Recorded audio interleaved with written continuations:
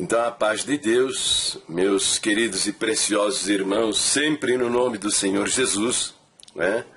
E os demais que veem este vídeo, a paz do Senhor, né?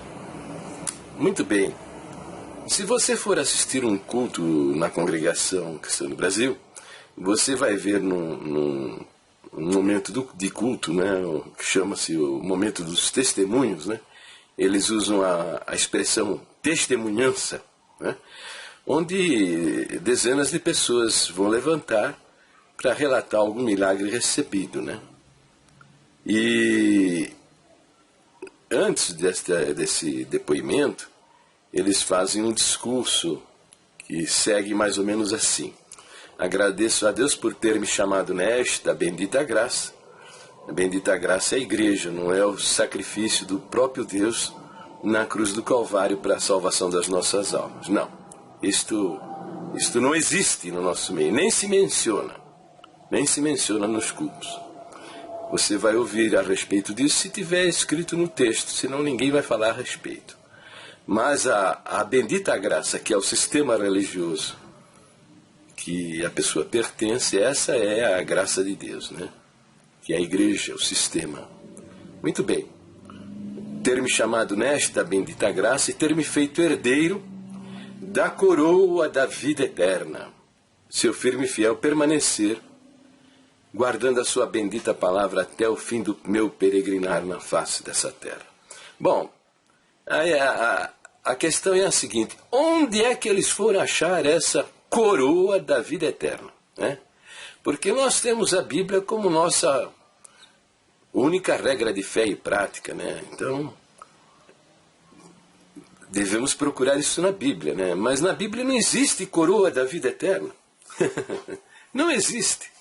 Existe coroa da vida, né? Existe coroa de justiça e existe coroa de glória. Onde é que foram arranjar essa tal da coroa da vida eterna, né? Que eles querem dizer que coroa da vida eterna é a salvação, né? Onde é que eles foram arranjar isso para fazer essa doutrina maluca, né? Eu creio que eles foram arranjar isso lá no livro de Apocalipse, capítulo 2, que diz assim: ser fiel até a morte e dar-te-ei a coroa da vida, né? Então eles sacaram um versinho do seu contexto, né? Como é costume dos falsos profetas. Sacaram um verso do seu contexto. O verso não está dizendo nada daquilo, né? Mas eles sacam do contexto, né? Perverte o sentido para fazer uma doutrina. Foi o que fizeram com esse verso aí. Para dizer que você precisa ser firme e fiel para você salvar a sua alma, né? Ser firme e fiel até a morte para salvar a sua alma. Mas isso não é das nossas doutrinas, isso não é da nossa crença, né? A nossa crença é que Jesus é Deus, Deus que se fez homem. Então esse Deus maravilhoso trouxe uma doutrina, né? A doutrina da salvação você encontra quando ele está conversando com os pecadores. E você vai ver que ele fala a estas pessoas: quem crê em mim tem a vida eterna. Não fala quem crê em mim e for firme e fiel até a morte tem a vida eterna. Não fala nada disso. Não fala em boas obras, batismo, nada disso, nada disso. Ele diz: quem crê em mim tem a vida eterna. Tem. Presente de indicativo e acabou. Não tem bochicho. Não tem conversa, não tem o que discutir. Porque é Deus que falou e está falado. Uma palavra do próprio Deus não vale nada. Não. Mas para o ministério da congregação, Jesus não é Deus e a palavra dele não vale nada, né? Então sacar esse verso do seu contexto, perverter o seu sentido, dizendo que essa coroa da vida é a coroa da vida eterna, é a salvação. Não. Esse verso, né, ele tem é uma profecia que tem dupla aplicação, né? A primeira aplicação foi na vida do bispo de Esmirna. O nome dele é Policarpo, está na história do cristianismo primitivo, né? Policarpo foi o líder da igreja na Ásia, né? E ele foi discípulo do apóstolo João. menino, ele aprendeu o evangelho com o apóstolo João, né? E no livro do Apocalipse, João está profetizando, escreveu e registrou esta profecia a respeito dele, né? Que ele receberia o galardão, uma coroa, né? Chamada coroa da vida, né? Um galardão, uma recompensa. E foi o que aconteceu, né? O Império Romano estava em procura dele para executá-lo, porque ele pregava um Deus estranho ao Império Romano. O Império Romano tinha deuses, dezenas de deuses. O próprio César era um deus, né? E não admitia um Deus estranho. Jesus Cristo, então, era um Deus estranho para o Império Romano. E eles fizeram diversas perseguições aos crentes da igreja primitiva. Então, Policarpo foi capturado, né? Foi encontrado num sítio, numa fazenda, né? E ele apareceu, então, na presença dos soldados, perguntou se eles estavam com fome, mandou servir um almoço para eles, e foi levado lá para Roma, né?